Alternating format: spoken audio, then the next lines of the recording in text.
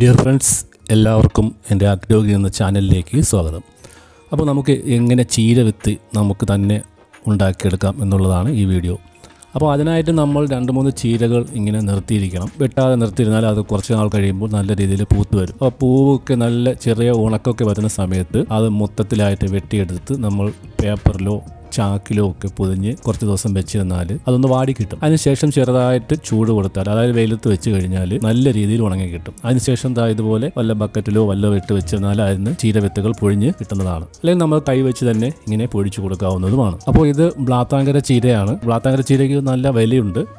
അപ്പോൾ അതിൻ്റെ പ്രത്യേകത എന്ന് പറഞ്ഞാൽ ഇത് പെട്ടെന്ന് പൂക്കില്ല എന്നാണ് പറയുന്നത്. നല്ല ഇലയും നല്ല കാണാൻ ഭംഗിയുമുള്ള ഒരു ചീരയാണ് ഈ ബ്ലാത്താങ്കര ചീര. നല്ല ശാഖകളൊക്കെ വന്ന് നല്ല രീതിയിൽ ഉള്ള ഒരു ചീര തന്നെയാണ് ഈ ബ്ലാത്താങ്കര ചീര.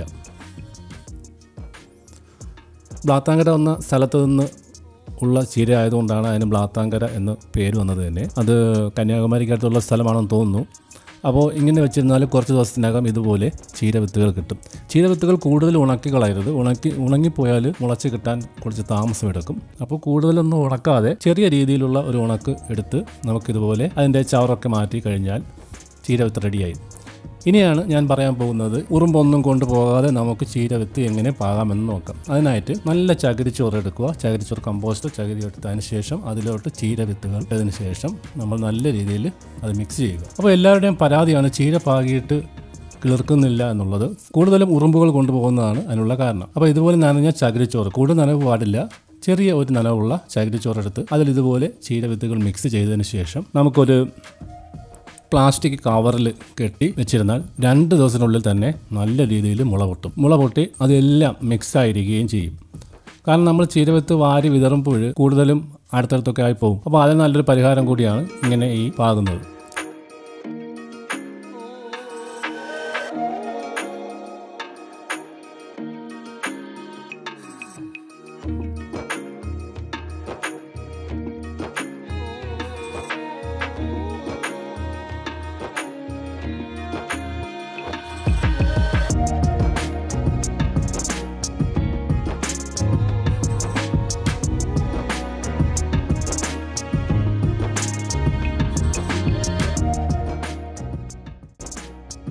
അപ്പോൾ ചീരവിത്ത് ഇതുപോലെ കെട്ടി വെച്ചിരുന്നാൽ 2 ദിവസം വേണ്ട, നല്ല രീതിയിൽ മുള വന്നിരിക്കും. അതെല്ലാം മുളച്ച് കഴിഞ്ഞു. അപ്പോൾ വലിയ രീതിയിലൊക്കെ കൃഷി ചെയ്യുന്നവർക്ക് ഇങ്ങനെ ചെയ്യാൻ പറ്റില്ലായിരിക്കും. പക്ഷേ നമുക്ക് വീടുകളിലൊക്കെ ഇങ്ങനെ ചെയ്യാവുന്നതാണ്. നല്ല രീതിയിൽ എല്ലാ ചീരവിത്തും മുളച്ചു. ഇനി നമുക്ക് ചീരവിത്ത് പാകാനുള്ള മിശ്രണം എടുക്കാം. മണ്ണ്, മണൽ, മണ്ണിര കമ്പോസ്റ്റ് അല്ലെങ്കിൽ ചാണകപ്പൊടി എല്ലാം കൂടെ മിക്സ് ചെയ്ത ചകിരിച്ചോറ് കമ്പോസ്റ്റ് എല്ലാം കൂടെ മിക്സ് ചെയ്ത മിശ്രിതത്തിലായിരിക്കണം നമുക്ക് ചീരവിത്ത്. എന്നാലേ പെട്ടെന്ന് നമുക്ക് പിഴുതെടുക്കാനൊക്കെ നല്ല എളുപ്പമായിരിക്കും. ഇതാകണ്ട എല്ലാം മുളച്ച് കഴിഞ്ഞു. ഇനി വെറുതെ ഒന്ന് വാരി ഇട്ട് കൊടുത്താൽ മാത്രം മതി. നമുക്ക് ഒരു വിത്ത് പോലും നഷ്ടപ്പെടാതെ എല്ലാം മുളച്ച് കിട്ടുന്നതായിരിക്കും. 2 രീതിയിൽ നമുക്കിത് ചെയ്യാം. വേറൊന്ന് പറഞ്ഞാൽ നമ്മൾ ഒരു പാത്രത്തിൽ പാകിയതിന് ശേഷം വേറെ ഒരു വെള്ളത്തിൽ ഇറക്കി വെച്ച് ഉറുമ്പിൽ നിന്നും രക്ഷിക്കാം. അങ്ങനെയും നമുക്ക് ചെയ്യാവുന്നതാണ്.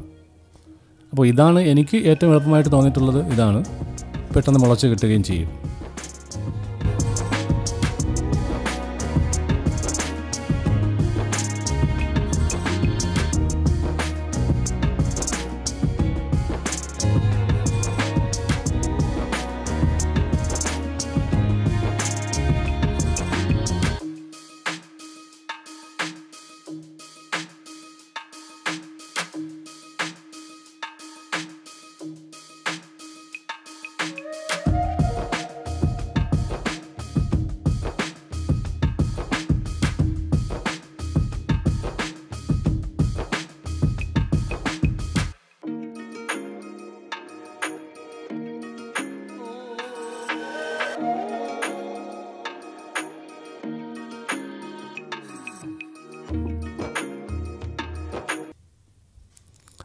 ഇങ്ങനെ പാകിയതിന് ശേഷം അതിന് മുകളിൽ കുറച്ച് മണ്ണ് ഒരു ചെറിയ ലെയറായിട്ട് ഇട്ട് കൊടുക്കുക. അല്ലെങ്കിൽ ചീരവിത്ത് പെട്ടെന്ന് തന്നെ ഒടിഞ്ഞു പോകാൻ സാധ്യതയുണ്ട്. നമ്മൾ വെള്ളമൊക്കെ തളിക്കുമ്പോൾ പെട്ടെന്ന് അത് ഒടിഞ്ഞ് പോകാൻ സാധ്യതയുണ്ട്.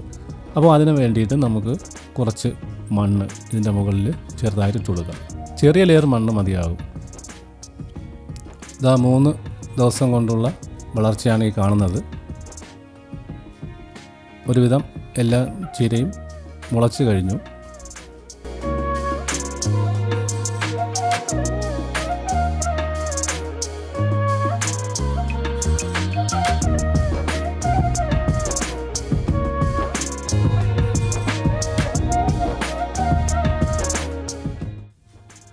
ഏകദേശം 7 ദിവസമായപ്പോഴുള്ള വളർച്ചയാണ്. ഇലകളൊക്കെ വന്നു തുടങ്ങി, ചെറിയ രീതിയിൽ ഇലകളൊക്കെ വന്നു തുടങ്ങി. നമുക്ക് ഒരു കുറച്ചുകൂടി വലുതാകുമ്പോൾ മാറ്റി നടാവുന്നതാണ്. അപ്പോൾ ഇങ്ങനെ എല്ലാവർക്കും ചെയ്ത് നോക്കാം. ചെയ്ത് നോക്കി അഭിപ്രായം നിങ്ങൾ കമൻറ്റിൽ അറിയിക്കണം. അപ്പോൾ എല്ലാ ചീരയും മുളച്ചു. ഇനി നമുക്കിത് പിരിച്ച് നടാം. അപ്പോൾ ഇത്രയേ ഉള്ളൂ ഈ വീഡിയോ. എല്ലാവർക്കും ഇഷ്ടപ്പെട്ടെങ്കിൽ ദയവ് ചെയ്ത് ലൈക്ക് ചെയ്യുക, ഷെയർ ചെയ്യുക, സബ്സ്ക്രൈബ് ചെയ്യുക. അതുപോലെ ആ ബെൽ ഐക്കൺ കൂടി ഒന്ന് ഓണാക്കി വയ്ക്കുക, നോട്ടിഫിക്കേഷൻ കിട്ടുന്നതിന് വേണ്ടിയാണ്. അപ്പോൾ എല്ലാവർക്കും നല്ലൊരു ദിവസം ആശംസിച്ചുകൊണ്ടു നന്ദി, നമസ്കാരം.